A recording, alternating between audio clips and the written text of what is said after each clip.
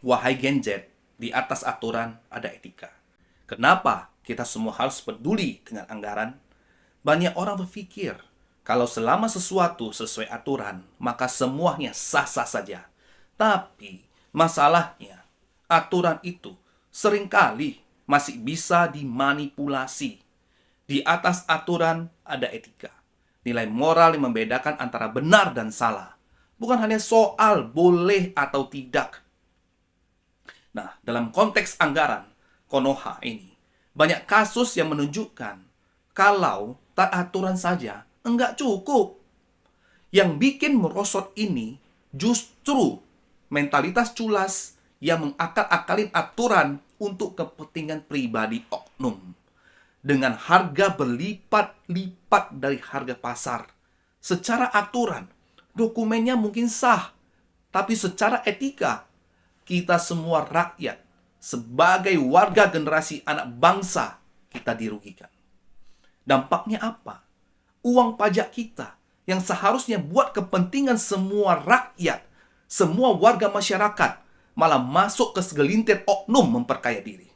Generasi muda harus hidup dengan fasilitas buruk karena ulah dari oknum itu, dan mereka yang enggak peduli apapun selain diri mereka sendiri dan kelompok.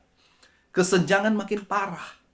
Budaya cari celah aturan semakin normal. Bikin mental generasi berikutnya ikut merosot.